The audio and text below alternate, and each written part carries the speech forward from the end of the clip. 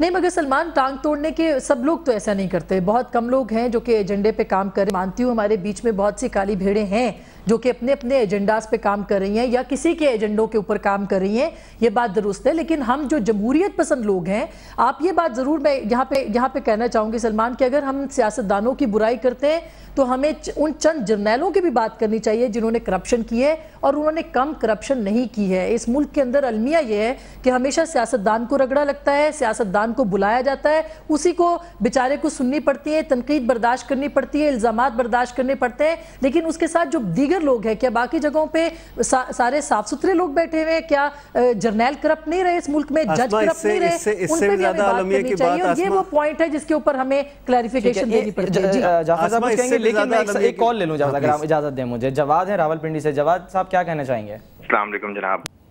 جناب 3 چھوٹے سوال ہیں. سب سے پہلے ہماری معلومات میں اضافہ کر دیجیے گا کہ ریٹنگ کیا چیز ہوتی ہے, ٹھیک ہے, یہ نیک بخت ریٹنگ بناتا کون ہے اور کیسے بناتا ہے. دوسرا سوال میرا بھیا یہ ہے کہ یہ میڈیا جب سے ماشاءاللہ ہمارا آزاد ہوا ہے, کون سا انسٹیٹیوشن اسٹرینتھ جس نے پکڑی ہے. اور پلیز جوڈیشری کا نام مت لیجیے گا کیونکہ میں عوام خود ہوں اور میں جانتا ہوں کہ کورٹس میں کیا ضرورت بنتی ہے عوام. ٹھیک ہے. تیسرا سوال بھیا یہ ہے کہ media is a perception management factory.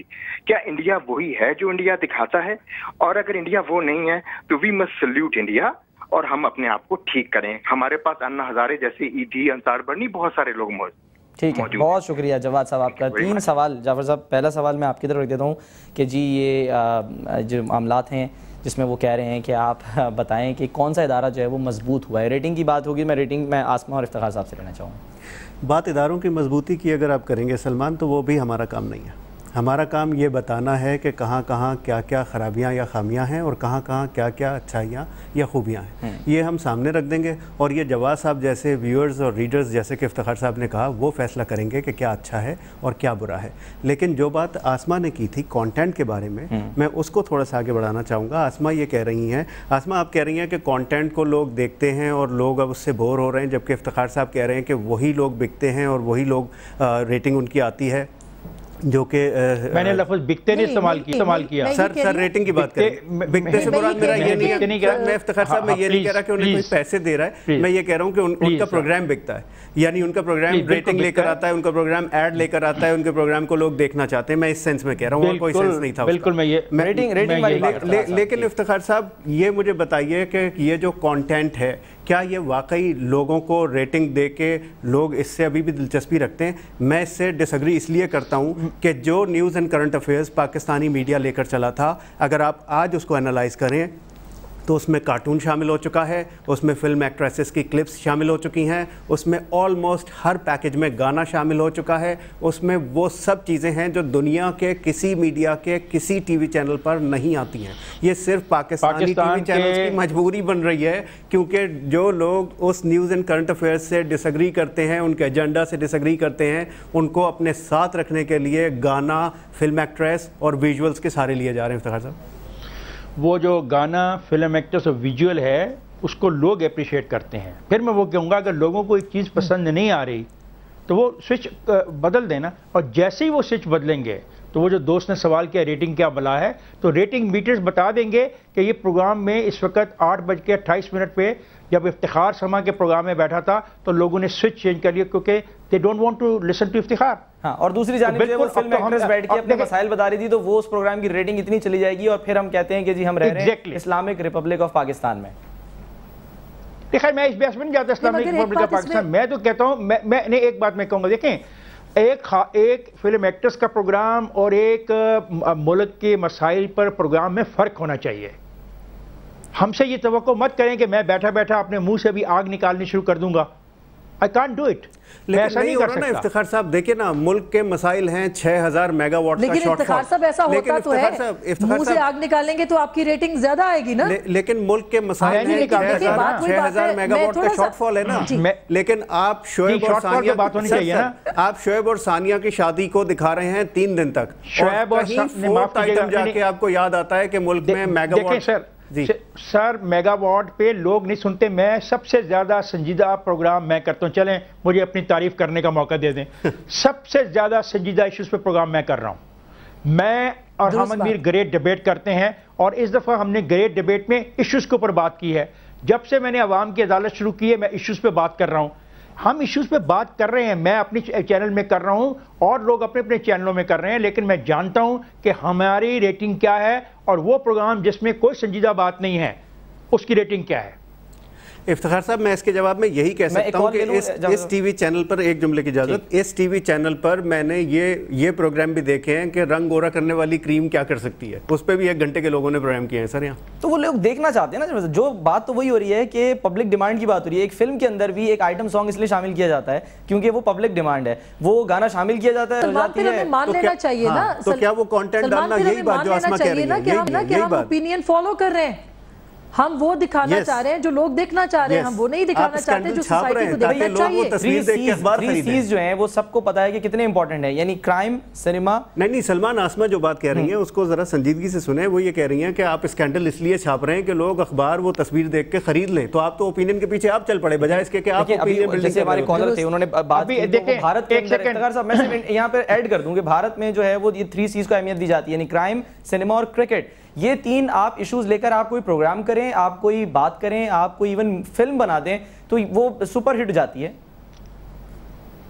نہیں کچھ یہاں بات کچھ اور ہی ہے سلمان. دیکھو کیا ہم اوپینین میکر ہیں؟ جی یہ سوال ہے. ٹھیک ہے، ٹھیک. افتخار صاحب میں یہاں پر ایک کال لے لوں. ایک کالر ہمارے ساتھ ہیں، فضیلت ہیں.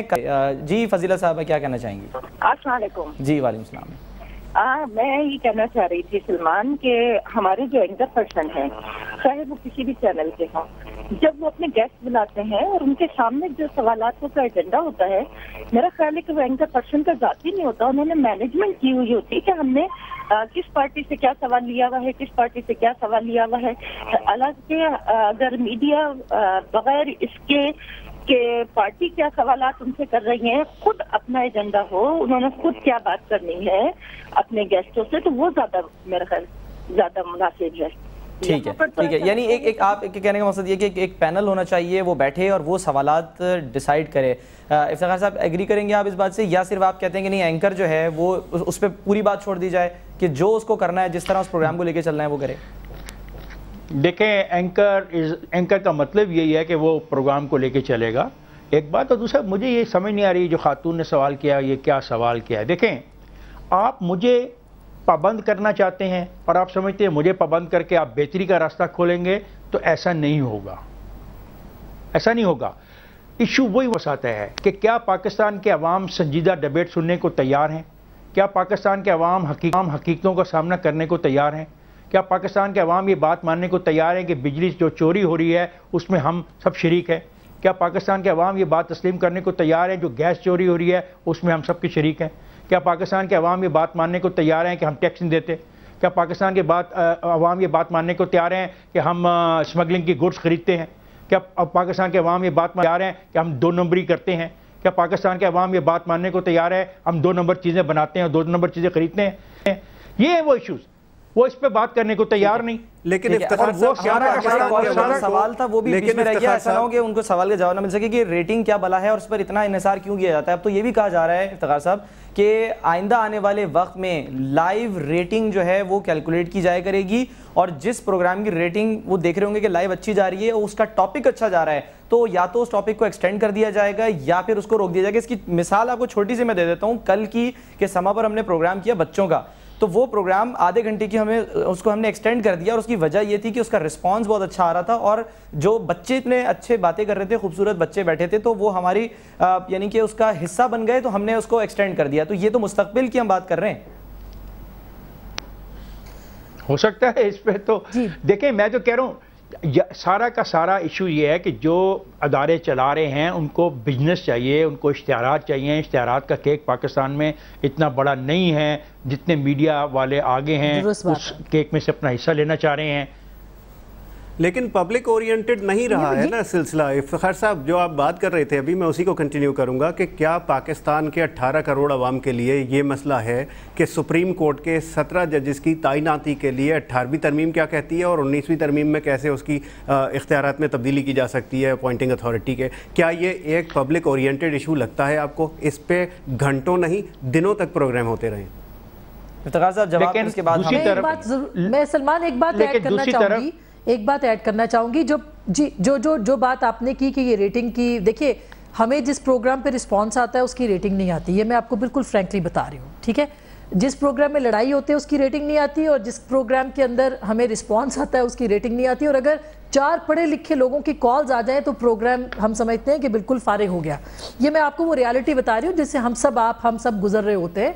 सो आम लोग जो हैं, अवाम जो है, उसकी पसंद और है, और जो ख्वास हैं उसकी पसंद और है। और बदकिस्मती से जो पढ़े लिखे लोग हैं या जिनको हम ख्वास कहते हैं, उनकी तादाद कम है और अवाम की तादाद ज़्यादा है। पूरी दुनिया के अंदर लोग पब्लिक ओपिनियन बनाते हैं, उसको फॉलो नहीं करते। चैनल्स को फॉलो करना नहीं चाहिए, बल्कि अच्छा किसी हद तक अगर आप करते हैं उसको ज़रूर कीजिए, लेकिन साथ साथ आप अपना लोगों को एजुकेट भी तो करते रहे। जो बात इफ्तिखार साहब ने कही कि हमने लोगों को कभी ये बात कही कि भाई आप वोट तो डालते नहीं, सियासतदानों को गालियाँ देते हैं। 2% हार्डली लोग जो है वो लाइन में कतार में खड़ा होना पसंद करते हैं, फिर टैक्स हम नहीं देते। बहुत सारी और बुराइयां जो मुआशरे के अंदर है वो सारी मौजूद है। कैसे किया जाए इस पर हम बात करेंगे। मुझे एक ब्रेक लेनी है, ब्रेक पे जाएंगे। अब हम ये जानने की कोशिश करेंगे कि एजुकेट कैसे करें, और एजुकेट करने के लिए और ट्रेनिंग के लिए हमारे पास ऐसे इदारे हैं। तनकीद तो की जाती है, एंकर्स के ऊपर तनकीद की जाती है, क्या कोई ऐसा एक इदारा है जो तमाम एंकर्स को बिठाए, उनको ट्रेन करे और उनको बताए कि आपने किस तरह के सवालात करने हैं, आपको किस तरह से प्रोग्राम को लेके चलना है और क्या जहन में बातें रखते हुए आपको लेके आगे बढ़ना है? इस पर हम बात करेंगे ब्रेक के बाद।